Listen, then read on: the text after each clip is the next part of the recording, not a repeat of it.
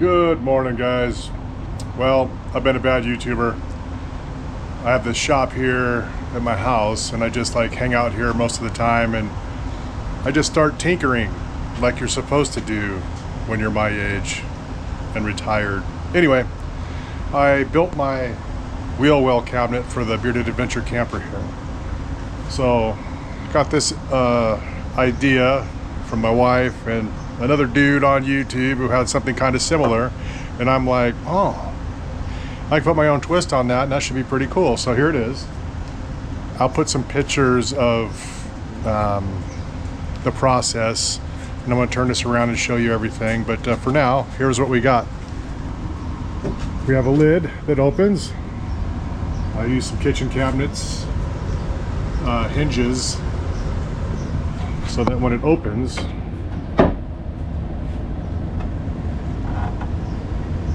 it stays flush right here. Nothing fancy, just pine. And this little notch right here, you'll see, is for my shell clamp. Let me turn it around for you. All right, here's the back of it. So this cross piece here is because this is where my wheel well is. This will sit flush against my wheel well, and I can just open the top and throw things in here. All right, I've constructed it with 1x2 select pine from Home Depot, and I put it together with these pocket holes with my Craig pocket hole Chingus. This thing's amazing, absolutely amazing. I was very reluctant to purchase one of these, and when I did, it upped my game like you wouldn't believe. This is the Craig Jig K4. I'll show you the dirty box here. This is what I got. I got this, you can buy this at any of the hardware stores that are out, or you can get it on Amazon. This thing is worth its weight in gold. These are very strong joints. You have square head screws that you put in there. You can also buy the screws that go with the system.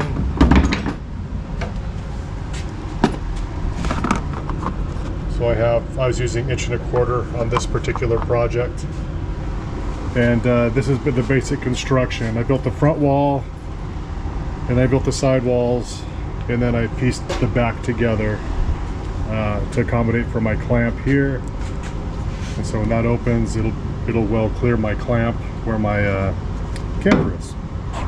Ooh, it's a hot one today. So we're about done with the interior on the Bearded Adventure camper.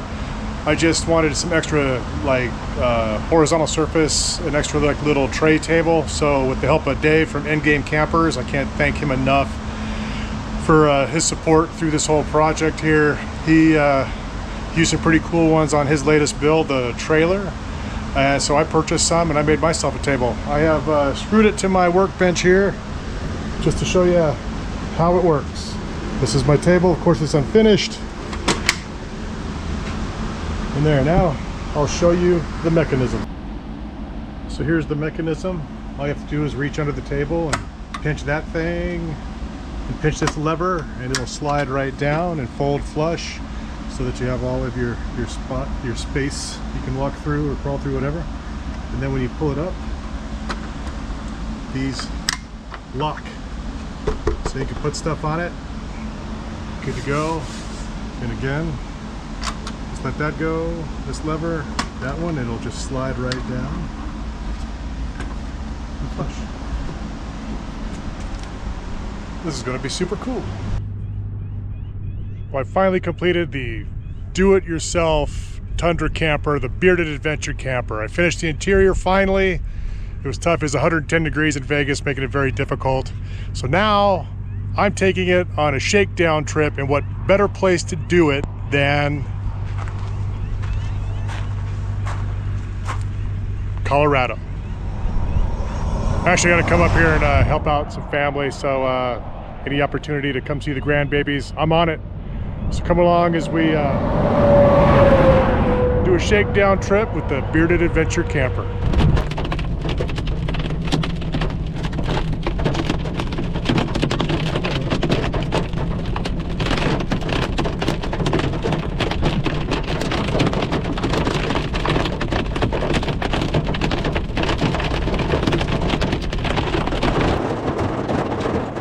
So when we left Las Vegas, it was 110 degrees and blistering hot.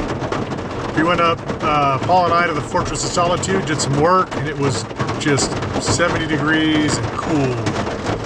Then I left this morning, and now I'm just outside of Lyons, Colorado, and we are in the hail.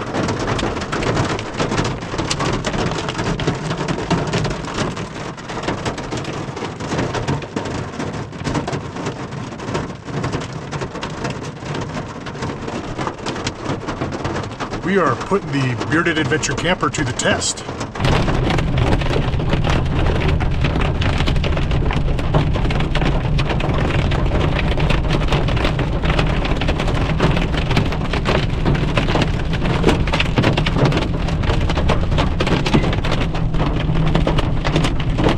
It's probably a horrible idea driving in this right now. Shatter my windshield. And when you're in Colorado, you gotta go to Buc-ee's. Isn't that right? Yeah. Yeah. Well, we have made it into the wilderness in the Rockies, about 9,000 feet-ish, somewhere in there. The bearded adventure camper is done. I've been sleeping in it for a couple nights, and we're gonna talk about that in 1 minute. This build has been an amazing journey, from the satisfaction of building something from scratch with your own hands to actually enjoying your creation in a beautiful place like this. High in the mountains, clean air, cool temperatures, midsummer, makes it all so very gratifying. There is an increased sense of security that goes along with a hard-sided structure, way different from that of a tent. There's also a confidence that comes with the new ability to travel far and wide, knowing if I get tired or find a beautiful place, I can stop and enjoy it and be extremely comfortable. The simpleness in a minimalistic setup allows me to truly enjoy remote and extremely beautiful places. That, coupled with being able to escape the hustle and bustle of a highly populated corporate jungle where it seems everyone's pace is hurried and fueled by the outside influence of social media outlets or whatever to be part of the next best thing. To disconnect and be in a place where the only interference is weather or bugs is very stress relieving, and I feel one of the best ways to reset and recenter your life. Got the bearded adventure camper set up here on a campground here in the Rockies off the Poudre River, and man, I tell you what, I'll show you the inside here.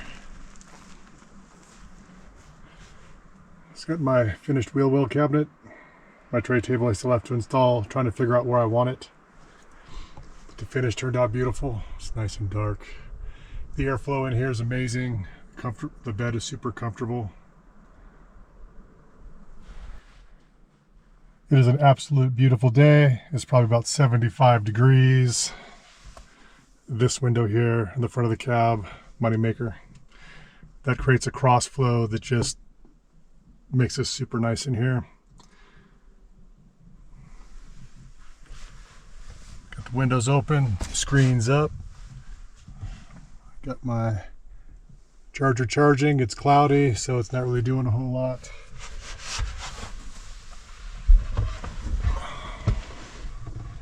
And that's the view out my back door.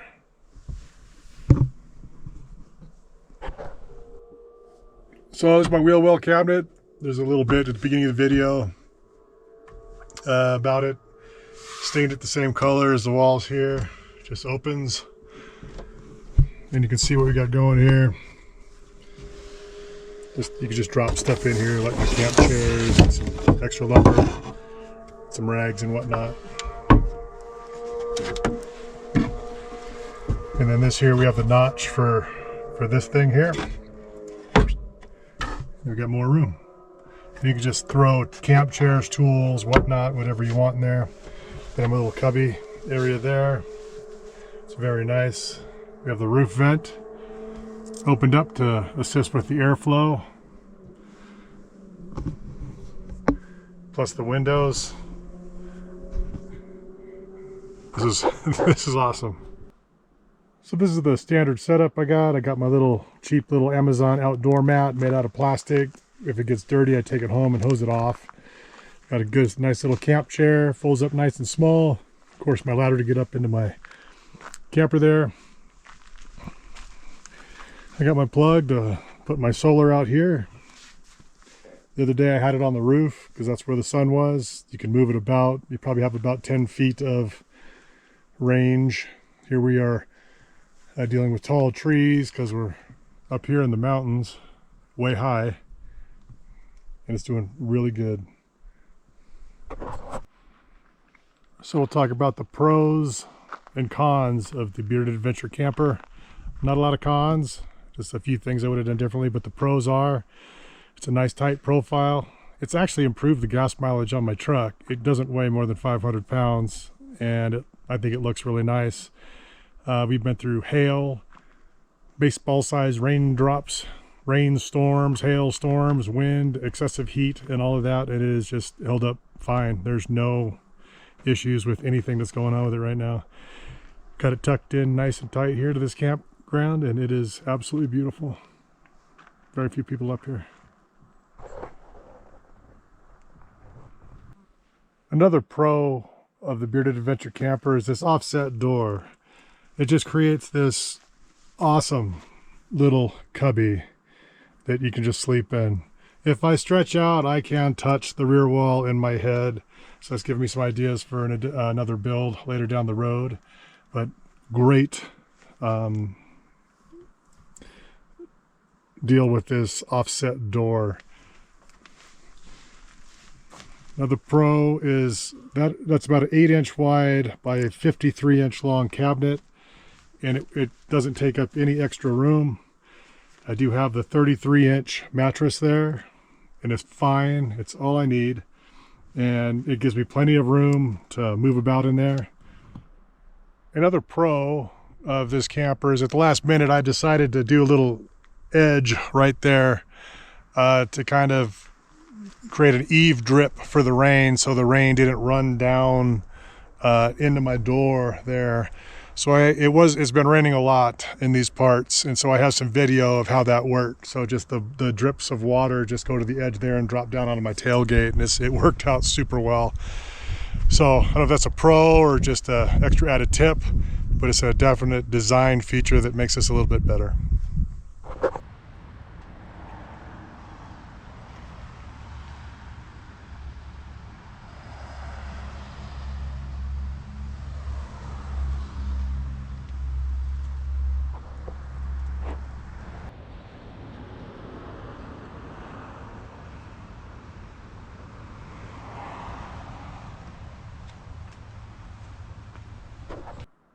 Now we'll talk about some cons. There's some things that I would have done differently. I would have made the door about 3 inches higher.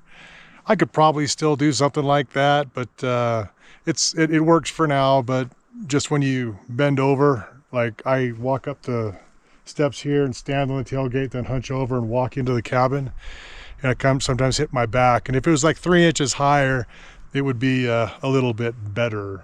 I would probably make the camper 2 inches taller. It's 54 inches tall. I'd probably go 56. Somebody commented, just trash the whole thing and make it so I could stand up in it. Maybe, we'll see. The other thing that I'm going to probably need to do is create like some kind of a screen door, because at night when I got to my cabin, I turned on the light to unpack it and set it up for what I needed to sleep in it, and about 1,000 or maybe 5,000 bugs flew and flocked to the light that I was using through the door. If I had a screen, then that would have helped out a lot with that, because it just seems like you're dealing with those the entire rest of the trip there. So now we got a bunch of bugs up here in the woods. The sun keeps shining and getting covered by a cloud, so there's bugs everywhere because it's nice. It's about 75 and beautiful. So that's one more thing I would add, is a screen door or a screen or something to keep the bugs out. Another thing I'd probably change, or I'm going to change, is this.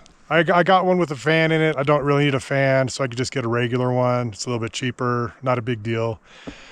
But how this is white, yeah, when the sun comes up, it's like a spotlight. So I painted the interior trim piece a gray to match this and kind of just be dark because I'm going dark on the inside. I am going to spray paint that darker gray and see if that helps block some of the light. It should. I'll keep you posted on that. And one more thing that I'm going to add, I have a tarp to make a makeshift like awning, but I'd like to do a more permanent type thing that I could just pull out and quick deploy. So I'll be working on that when I get home, so that when I go out like this, see the sun is just beating down right there. So I move my chair in that little shady spot right there. I'm just going to make a nice little tarp there to protect me from sunlight and rain and whatnot. And I'll bring you guys along as we do that. That's about it for the cons or things I would change. The pros definitely outweigh what I would do differently because this thing is so enjoyable. And just the ability to drive out in the middle of nowhere, find a spot like this. I didn't even use a map. I just went off a sign. It said there's a campground over here. I saw a dirt road off the highway and I took it, and here we are. We're far enough off the highway you can't hear the noise. Probably about 5 miles or so, and there's very few people up here. This is nice. So now after all that work, I get to reap the rewards of having a hard-sided structure that makes you feel extra secure in a beautiful place where there are bears. It's unlawful to not put your food in a bear-proof container in these parts. So now I'm just gonna relax and enjoy this beautiful weather, have something to eat, and pack up and head home. It has been an absolute wonderful trip. Time to relax.